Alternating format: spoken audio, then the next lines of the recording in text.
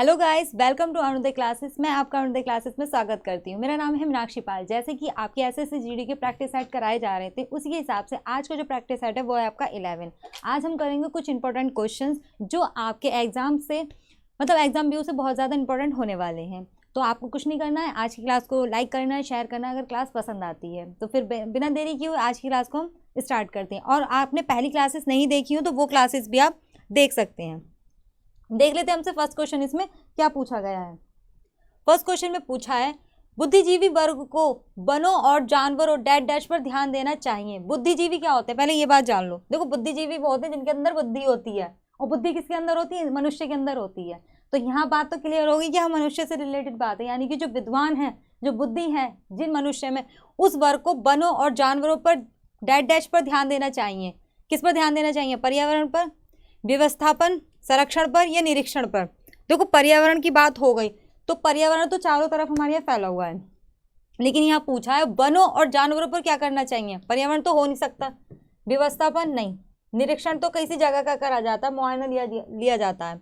इसका right answer है आपका संरक्षण। संरक्षण करना चाहिए। संरक्षण का मतलब क्या है? सुरक्षा करनी चाहिए, यानी कि मनुष्य को वनों और जानवरों की सुरक्षा प्रदान करनी चाहिए, उन्हें नहीं मारना चाहिए, है ना। तो फर्स्ट का राइट आंसर क्या हो जाएगा आपका? सी हो जाएगा। देख लेते हैं अब अपना नेक्स्ट क्वेश्चन।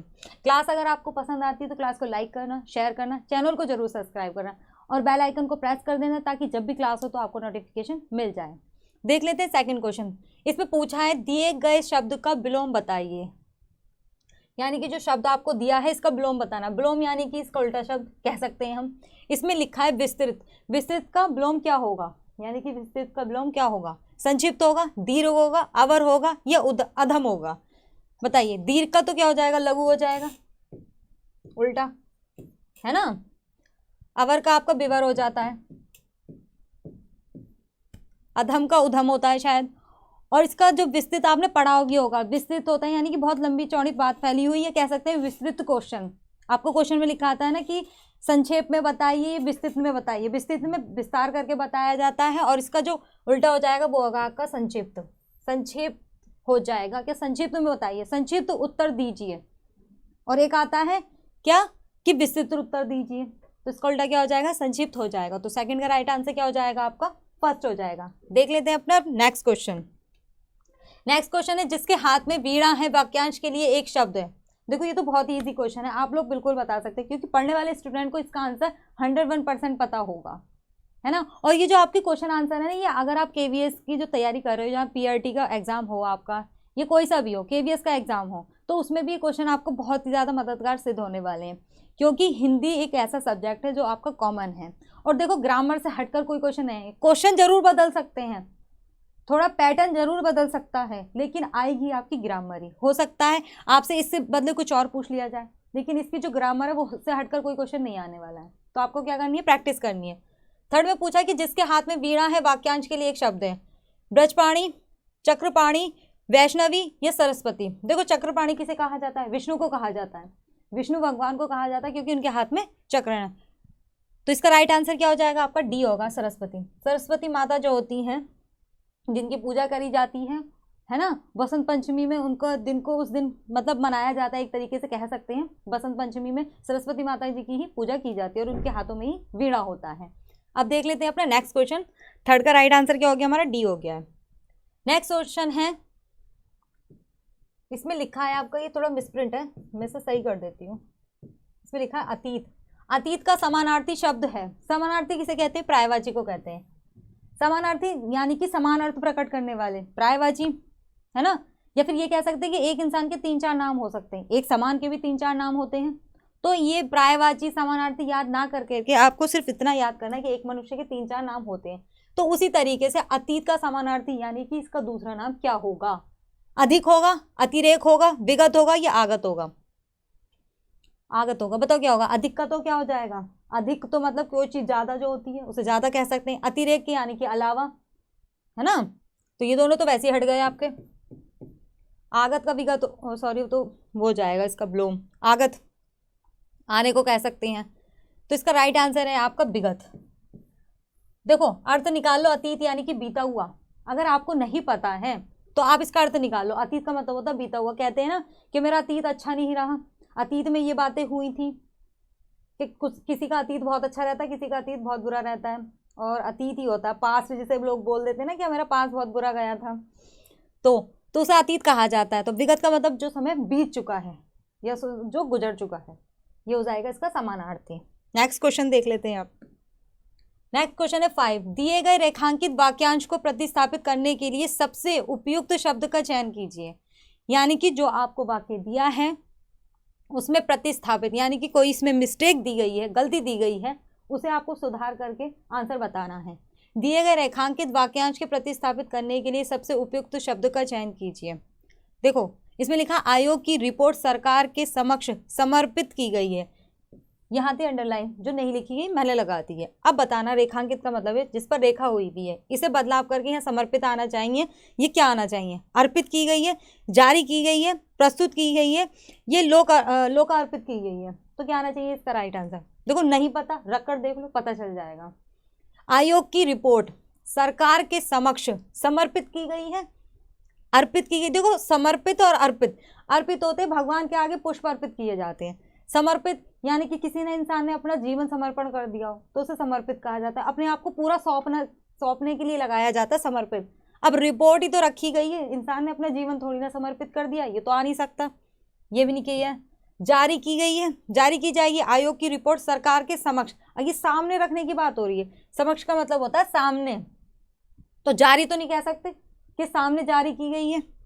ये प्रस्तुत की गई है लोकार्पित, फिर लोकार्पित वही इसके समान आ जाएगा। इसका राइट आंसर है आपका प्रस्तुत की गई है।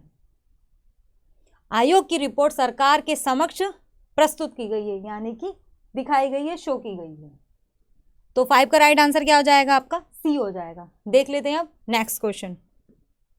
नेक्स्ट क्वेश्चन है निम्न में से कौन सा विलोम युग्म सही नहीं है? कौन सा विलोम युग्म दे रखा है आपको जो इसमें सही नहीं है, यानी कि गलत बताना है। गलत इसमें पूछा है। देखो नहीं का मतलब है, निगेटिव वाले क्वेश्चन बहुत आते हैं, इन्हें ध्यान से पढ़ना। आप लोग बहुत मेहनत करते हो, ऐसा कोई सब्जेक्ट नहीं है जो आपने अच्छी तरीके से नहीं पढ़ा हो। तो हिंदी भी आप बहुत मेहनत से पढ़ते हो, क्या गलती हो जाती है? पढ़ने में मिस्टेक हो जाती है और समझने में हमारी मिस्टेक हो जाती है। जैसे कल मैं लाइव क्लास करा रही थी आपकी, तो कॉल आ गई थी, मेरा उस पर दिमाग चला गया, डाइवर्ट हो गया, और मैंने उसमें क्या बोल दिया, उसमें प्रखर पूछा था, ऐसी कुछ क्वेश्चन था, तो उसका क्या अर्थ होगा, मैंने उसका अर्थ बता दिया, जबकि उसका विलोम पूछा था। विलोम तो मैंने आंसर तो सही बता दिया उसका, लेकिन उसका जो बताया अर्थ मैंने वो गलत बता दिया था। तो ऐसा हो जाता है, ऐसा ही हम पढ़ने में भी कर देते हैं, तो वो गलती हो जाती है। तो इसमें लिखा है निम्न में से कौन सा विलोम युग्म नहीं है बताइए, यानी कि सही नहीं है। क्रय विक्रय, ये तो बिल्कुल ठीक है, क्रय विक्रय तो आपने पढ़ा होगा मैथ में, ये भी ठीक है। एकत्र और विकर्ण, एकत्र यानी कि इकट्ठा करना, विकर्ण यानी कि सबको अलग अलग फेंक देना, मतलब अलग अलग कर देना।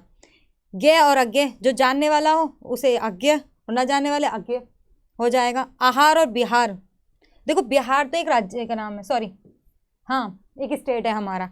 आहार और पोषाहार हो सकता है, यही हमारा सुमेलित बिल्कुल ठीक नहीं है, यही गलत है और पूछा ही गलत है, इसलिए ये सही हो जाएगा। तो 6 का राइट आंसर क्या हो जाएगा हमारा? डी हो जाएगा। नेक्स्ट क्वेश्चन देख लेते हैं। नेक्स्ट क्वेश्चन है आपका, इसमें पूछा गया है, देखो दिखाई दे रहा है, इसमें पूछा है दिए गए रेखांकित वाक्यांश को प्रतिस्थापित करने के लिए सबसे उपयुक्त शब्द का चयन करें। यानी कि जो आपको वाक्य दिया है और जिस पर रेखा खींची हुई है उस शब्द को सबसे उपयुक्त शब्द का चयन करें। अगर इसे बदलाव की ज़रूरत है इसमें, तो आप इसमें बदलाव करिए और सही जो शब्द आएगा वो आना है। और अगर इसमें बदलाव की आवश्यकता नहीं है तो क्वेश्चन दे रखा है, ऑप्शन दे रखा है डी, किसी बदलाव की आवश्यकता नहीं है, इस पर टिक कर दीजिए। इस क्वेश्चन का मतलब ये होता है आपका। तो इसमें लिखा है तुम्हारा पालन पोषण कौन किया, ये बताइए ठीक लिखा हुआ? पहली बात तो ये ठीक लिखा हुआ नहीं है, और क्या गलत लिखा हुआ है वो, इसकी जगह क्या आना चाहिए, लगाया हुआ ना ये इस अंडरलाइन, यानी कि बिल्कुल ठीक है तो लिख दो किसी बदलाव की आवश्यकता नहीं। अब इसमें बदलाव की आवश्यकता तो क्या सही आना चाहिए वो बताना है। तुम्हारा पालन पोषण किसने किया, ये किसने किया, ये जहांगीर ने किया। जहांगीर ये तो कुछ होगा नहीं, किसने किया बताओ क्या आना चाहिए इसकी जगह, ये किसने की, तुम्हारा पालन पोषण किसने की, ये तो होगा नहीं। राइट आंसर क्या हो जाएगा हमारा? किसने किया, यही तो कहेंगे कि तुम्हारा पालन पोषण किसने किया। तो 7 का राइट आंसर क्या हो जाएगा आपका? ए हो जाएगा। देख लेते हैं अब अपना नेक्स्ट क्वेश्चन। नेक्स्ट क्वेश्चन है 8, दिए गए वाक्य का वह भाग ज्ञात कीजिए जिसमें कोई त्रुटि नहीं है। यानी कि वो भाग बताना है इसमें कि जिसमें कोई गलती नहीं है। यदि कोई गलती है तो कोई त्रुटि नहीं है वो बताइए। अगर कोई गलती है तो वो बताओ, है ना। और जो गलती नहीं है, सॉरी, इसमें कहा है कि जो गलती है उसे बदलाव करके आप सही आंसर बता दो। अगर इसमें गलती नहीं है तो वो चुन लो कि कोई त्रुटि नहीं है, यही ऑप्शन इसमें चुन लो, ये आपसे कहा गया है। इसमें लिखा है स्वार्थी लोग बहती गंगा में हाथ डालने की इच्छा रखते हैं, तो बताइए इसमें क्या गलती है, गलती बताओ। अगर गलती नहीं है तो ये चुन लो कोई त्रुटि नहीं है, गलती है तो क्या गलती ये बतानी है। हाथ डालने की, बहती गंगा में इच्छा रखते हैं, बताइए क्या गलती है इसमें। देखो इसमें गलती है आपकी हाथ डालने की, ये आपकी गलती है, क्योंकि आपने ये पढ़ रखा होगा। क्या कहते हैं हम, स्वार्थी लोग बहती गंगा में हाथ धोते हैं, कहते हैं ना कि हाँ मतलब दिखा लोगों को, और बहती गंगा में हाथ धोते हुए चलती है, अपना काम निकालते हुए चलती है, ऐसा सुना होगा आप लोगों ने। तो यही इसमें मिस्टेक लिखी हुई है, गलती लिखी हुई है, और इन्होंने यही कहा था कि त्रुटि जो गलती है उसे आपको बताना है। तो 8 का राइट आंसर क्या हो जाएगा आपका, ए हो जाएगा। देख लेते हैं अब अपने नेक्स्ट क्वेश्चन की ओर।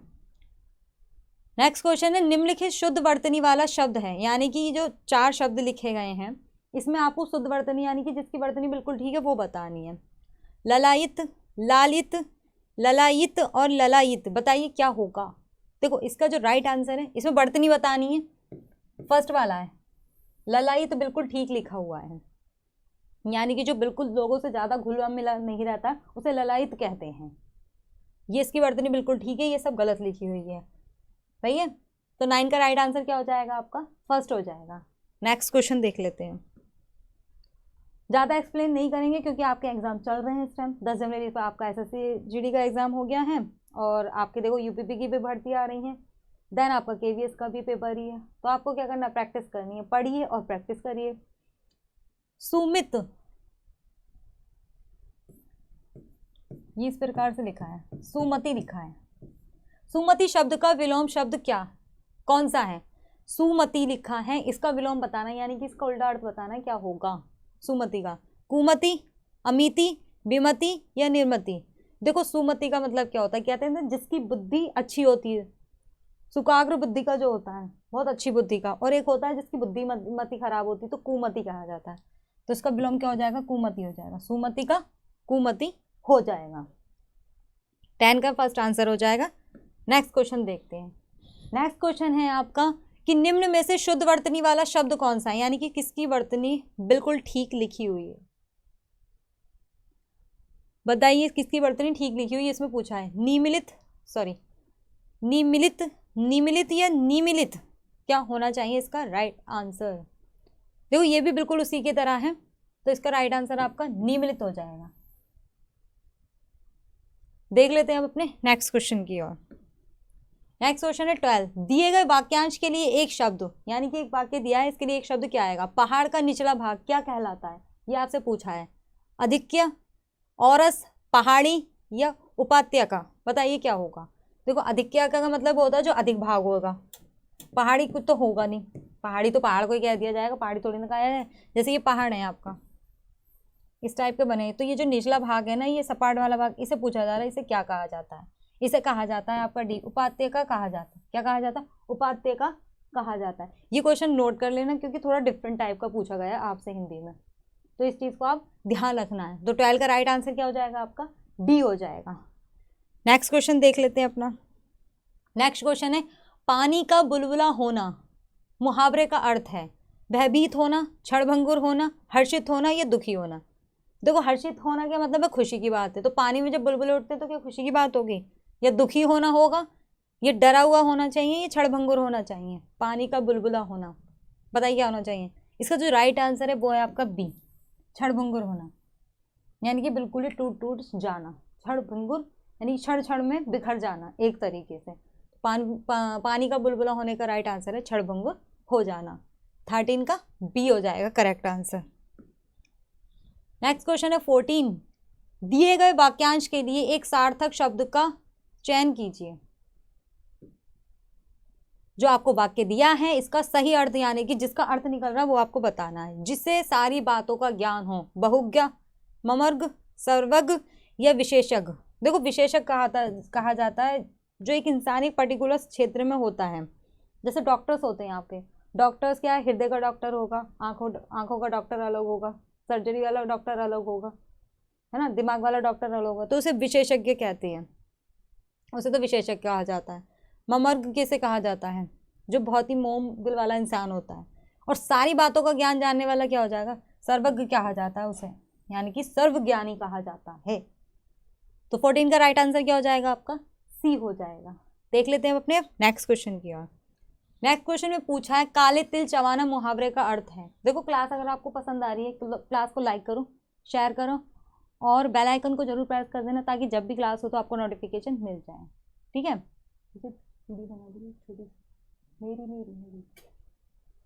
तो काले तिल चबाने का मुहावरे का अर्थ है क्या होना चाहिए, पराधीन होना, जलावतन करना, गुस्सा होना या दीर्घायु होना। लंबी आयु होना होगा क्या इसका अर्थ। देखो काले तिल चबाने का मतलब क्या होगा, पराधीन का अर्थ क्या होता है, गुस्सा होना तो होगा नहीं, उसे तो कहते हैं कि लाल पीला होना, है ना, गुस्सा होने को क्या कहते हैं, लाल पीला होना कहते हैं, तो ये तो होगा नहीं। जलावतन करना ये कोई है नहीं कि जल पानी को छोड़ देना, ऐसा कुछ नहीं होता। दीर्घायु लंबी आयु को नहीं कहते हैं। इसका राइट आंसर हो जाएगा आपका फर्स्ट, पराधीन होना, यानी कि अपने अधीन कर लेना। जैसे कि दो राजाओं में जब लड़ाई होती है तो वो क्या करने थे, उसके राज्य को अपने अधिकार में ले लेते हैं, तो उसे पराधीन कहा जाता है। तो 15 का राइट आंसर क्या हो जाएगा आपका, फर्स्ट हो जाएगा। देख लेते हैं अब नेक्स्ट क्वेश्चन। नेक्स्ट क्वेश्चन है रिक्त स्थान की पूर्ति के लिए सबसे उपयुक्त शब्द का चयन कीजिए। यानी कि जो खाली स्थान आपको दे रखा है इसमें आपको फिल करना है सही शब्द। सो डैड डैश के टिकट चोरी हो गए, सो डैड डैश के टिकट चोरी हो गए, किसके हो गए, रुपए, रुपए या रुपए। देखो बर्तनी देख लो, 2-3 की तो बर्तनी बिल्कुल खराब है, इसकी बर्तनी बिल्कुल खराब है, इसकी बर्तनी खराब है। अब बताओ इन दोनों को रखकर देख लो, 100 रुपयों के टिकट चोरी हो गए, ये 100 रुपए के टिकट चोरी हो गए। सही बैठ क्या रहा है, सी, 100 रुपए के टिकट चोरी हो गए, यही बिल्कुल ठीक बैठ रहा है। आपके अधिकतर क्वेश्चन क्या है, बर्तनी वाले पूछे जा रहे हैं, तो इस पर आपको क्या है अच्छे से ध्यान देना होगा। तो 16 का राइट आंसर क्या हो जाएगा आपका, सी हो जाएगा। देख लेते हैं अपने नेक्स्ट क्वेश्चन की ओर। नेक्स्ट क्वेश्चन है दिए गए शब्द के लिए सबसे उपयुक्त शब्द का चयन करें। यानी कि जो शब्द आपको दिया है इसके लिए जो उपयुक्त शब्द है उसका चयन आपको करना है। अंबर का क्या होगा, पीताम्बर, व्योम, नीलांबर या सोम, क्या होना चाहिए इसको बिल्कुल उपयुक्त अर्थ। जो अंबर है इसका अर्थ क्या होगा, पीताम्बर होगा। पीताम्बर किसे कहते हैं, पीले वस्त्र धारण करने वाले को या तो विष्णु भगवान को पीताम्बर कहा जाएगा, नीलांबर कहा जाएगा। सोम बताइए क्या होगा, सोम का व्योम हो जाएगा। इसका जो आंसर है ना राइट का, बी का, यानी कि अंबर का जो सही उपयुक्त शब्द होगा वो होगा आपका व्योम। अंबर को व्योम भी कहा जाता है। अब देख लेते हैं अपना नेक्स्ट क्वेश्चन, यानी कि 18 है दिए गए वाक्यांश के लिए एक सार्थक शब्द का चयन करें। यानी कि जो वाक्य, सॉरी आपको इसमें फिल इन द ब्लैंक्स को फिल करना है, यानी कि बिल्कुल सही उपयुक्त जो शब्द बैठेगा इसमें आपको वो फिल करना है। रवि के जन्म दिवस पर उसके दोस्तों ने उसे एक एल्बम डैश डैश में दिया, किसमें दिया, अनुदान में, दान में, भेंट में या फिर उपहार में। जब आपके दोस्तों का जब बर्थडे होता है तो आप क्या देते हो, अनुदान करते हो उसे, कोई दान थोड़ी करते हो ना, तो तुम अनुदान करते हो ना उसे कोई दान करते हो, या तो भेंट देते हो या उपहार देते हो। इन दोनों में से ही सही आंसर आना चाहिए, तो वो क्या आएगा, उसे एक एल्बम उपहार में दिया। भेंट नहीं दी जाएगी, भगवान की भेंट थोड़ी ना दे रहे हैं उसे हम, क्या दिया, उपहार दिया। तो 18 का राइट आंसर क्या आ जाएगा आपका, डी आ जाएगा। देख लेते हैं अपने नेक्स्ट क्वेश्चन। नेक्स्ट क्वेश्चन है दिए गए रेखांकित वाक्यांश को प्रतिस्थापित करने के लिए सबसे उपयुक्त शब्द का चयन करें। यदि इसे प्रतिस्थापित करने की आवश्यकता नहीं है तो विकल्प किसी बदलाव की कोई आवश्यकता नहीं है। ठीक है, इसमें कहा गया है जो रेखांकित शब्द है, ये वाला आपका रेखांकित होगा, मैं कर देती हूँ इस पर। ये जो रेखांकित है अगर इसमें बदलाव की आवश्यकता है तो बदलाव करो, अगर बदलाव की आवश्यकता नहीं है तो आपको क्या करना है कि उपयुक्त में से कोई नहीं ये चुन सकते हैं आप। तो देखो पढ़ लेते हैं। मकान मालिक ने किराएदार को अपने घर से हटाया, क्या ये बात बिल्कुल ठीक है, ये बताओ। अगर ठीक नहीं है तो कौन सी बात इसमें सही आनी वो आपको बतानी है। अपने घर से निकाल दिया, अपने घर से दौड़ाया, अपने घर से भगाया, देखो ये दोनों बातें तो बिल्कुल ठीक ही नहीं है, उपयुक्त में से कोई नहीं, ये बात तो गलत है। ये कहा जाता है कि अपने मकान से निकाल दिया, यही तो कहा जाता है। जब किराएदार मतलब जब मकान मालिक को नहीं रखना होता है तो वो क्या करते हैं, किराएदार को निकाल देते हैं, ना तो वो दौड़ाते हैं ना तो उन्हें भगाते हैं। तो राइट आंसर क्या हो जाएगा 19 का, फर्स्ट हो जाएगा। यही इसमें त्रुटि दे रखी थी और इसका सही वाक्य बन जाएगा। देख लेते हैं अब अपने नेक्स्ट क्वेश्चन को। नेक्स्ट क्वेश्चन है आपका कि सही वर्तनी वाले शब्द का चयन करें जिसकी वर्तनी बिल्कुल ठीक है। निर्यात, निर्यात, निधन, आयात या निर्यात, क्या होना चाहिए? सही वर्तनी मतलब देखनी है आपको। देखो इसकी वर्तनी बिल्कुल ठीक है। निर्यात, एक होता है आयात और एक होता है निर्यात। निर्यात यानी कि हम अपने देश से दूसरे देश में जब कोई माल भेजते हैं उसे निर्यात कहा जाता है और दूसरे देश से जब मंगाया जाता है उसे आयात कहा जाता है। ठीक है, या तो ऐसे कह सकते हैं इंपोर्ट और एक्सपोर्ट जो कहा जाता है इंग्लिश में। और इसकी वर्तनी बिल्कुल ठीक है, बाकी की गलत है। तो 20 का राइट आंसर क्या हो जाएगा आपका? फर्स्ट हो जाएगा। देख लेते हैं अपना नेक्स्ट क्वेश्चन। नेक्स्ट क्वेश्चन है रिक्त स्थान को भरने के लिए उपयुक्त शब्द का चयन करें। रिक्त स्थान को भरने के लिए उपयुक्त शब्द का चयन कीजिए। आज मौसम बहुत डैश डैश है, इसमें क्या फिल होना चाहिए? सुहाना है, गंदा है, सुगंधित है या मस्त है? बताओ। सुगंधित यानी कि खुशबू को कहा जाता है, गंदा तो कोई कहता ही नहीं है, सुगंधित तो फूल होते हैं, ये कुछ और चीज़ हो सकती है, लेकिन मौसम नहीं हो सकता। या तो सुहाना होना चाहिए या मस्त होना चाहिए। तो क्या आना चाहिए? देखो जो बिल्कुल सुटेबल, बिल्कुल ठीक हो वही करना है, अपने मन से नहीं लगना। हम लोग भी कह देते हैं आज मौसम बड़ा मस्त हो रहा है, कह देते हैं, लेकिन इसका सही मायने में ये होगा नहीं। इसका राइट आंसर होगा ए, सुहाना है। आज मौसम बहुत सुहाना है, सुहावना है, ये सुहाना है, मस्त नहीं होगा। तो 21 का राइट आंसर क्या हो जाएगा आपका? फर्स्ट हो जाएगा। देख लेते हैं अब अपने नेक्स्ट क्वेश्चन। नेक्स्ट क्वेश्चन है सही वर्तनी वाले शब्द का चयन करें। जिसकी वर्तनी बिल्कुल ठीक है वो बतानी है, 3 इसमें गलत है। विक्रेता, विक्रेता, विक्रेता, ये विक्रेता क्या होगा? देखो साफ साफ दिख रहा है, ये देखिए विक्रेता खरीदने वाला है ना। विक्रेता बेचने वाला होता है, सॉरी खरीदने वाला नहीं, तो विक्रय विक्रय होता है, बेचने वाला विक्रेता कहा जाता है। सही वर्तनी किसकी है? बिल्कुल ठीक इसकी लिखी हुई है। 22 का राइट आंसर क्या हो जाएगा आपका? डी हो जाएगा। देख लेते हैं अब अपने नेक्स्ट क्वेश्चन क्यों। नेक्स्ट क्वेश्चन है दिए गए वाक्यांश के लिए एक शब्द का चयन करें। एक शब्द का चयन करें। साथ चलने वाले को क्या कहेंगे? सहगामी, सहयोग, सहयोगी या प्रतिगामी, क्या होना चाहिए? देखो साथ पढ़ने वाले को आपने देखा होगा क्या कहा जाता है? सहपाठी कहा जाता है। सहपाठी कहते नहीं कहते हैं, जो हमारे साथ पढ़ता है पुस्तकों के हिसाब से जो किताबों में लिखा होता है सहपाठी। हम क्या कहते थे? क्लासमेट, क्लास फेलो, ये हम लोग बोल देते हैं, लेकिन जो सही बात होती है वो होती है सहपाठी। साथ पढ़ने वाले को सहपाठी कहते हैं। तो उसी के साथ सही साथ में साथ चलने वाले को क्या कहेंगे? सहगामी कहेंगे। सहयोग तो ये होता है किसी का साथ देना, सहयोगी भी आपका साथ देने वाला होता है। साथ चलने वाले की बात हो रही है यहाँ पे, साथ देने वाले की बात नहीं होती है। प्रतिगामी का नहीं, सहगामी बिल्कुल सही है। गमन यानी कि चलना और सह यानी कि साथ में चलने वाले को सहगामी कहा जाता है। तो 23 का राइट आंसर क्या हो जाएगा आपका? ए हो जाएगा। देख लेते हैं अब अपना नेक्स्ट क्वेश्चन। नेक्स्ट क्वेश्चन है 24। रिक्त स्थानों के लिए उपयुक्त शब्द का चयन कीजिए। यानी कि जो रिक्त स्थान दिया है इसमें सही जो शब्द है वो आना है। क्या आना चाहिए? राम ने रावण से डैश डैश किया। राम ने रावण से क्या किया? ईर्ष्या की, घृणा की, प्रेम किया। देखो प्रेम तो किया नहीं था, उन्होंने तो किया था लेकिन रावण ने नहीं किया था। ठीक है, ईर्ष्या भी नहीं की थी, घृणा भी नहीं की थी। क्या किया था? युद्ध किया था। युद्ध किया था, राम ने रावण से युद्ध किया था। इसका राइट आंसर क्या हो जाएगा? 24 का डी हो जाएगा। देख लेते हैं अपना नेक्स्ट क्वेश्चन। नेक्स्ट क्वेश्चन है दिए गए शब्द के पर्यायवाची शब्द का चयन कीजिए। यानी कि ये जो शब्द दे रखा है इसका पर्यायवाची बताना है। पर्यायवाची या समानार्थी शब्द बताना है। प्रकृति यानी कि नेचुरल, प्रकृति जो हमारे हैं उसका क्या होगा? हरियाली, कुदरत, सृष्टि या संसार, क्या होना चाहिए? देखो संसार तो सबके लिए आ जाएगा, दुनिया के लिए संसार आ जाएगा, सृष्टि आ जाएगा, कुदरत, हरियाली। इसका राइट आंसर है आपका सी, सृष्टि हो जाएगा। सृष्टि यानी कि इस प्रकृति को रचने वाला भी भगवान ही, सृष्टि को भी रचने वाला भी एक भगवान ही है। तो 25 का राइट आंसर क्या हो जाएगा आपका? सी हो जाएगा। प्रकृति का पर्यायवाची सृष्टि होता है।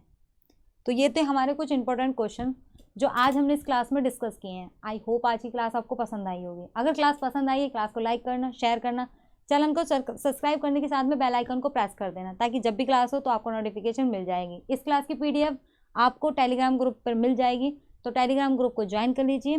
टेलीग्राम ग्रुप का जो लिंक है वो आपको डिस्क्रिप्शन में मिल जाएगा। बाकी की सारी की क्लासों की जो PDF है वो भी वहाँ से आपको मिल जाएगी। तो आज की क्लास के लिए थैंक यू सो मच।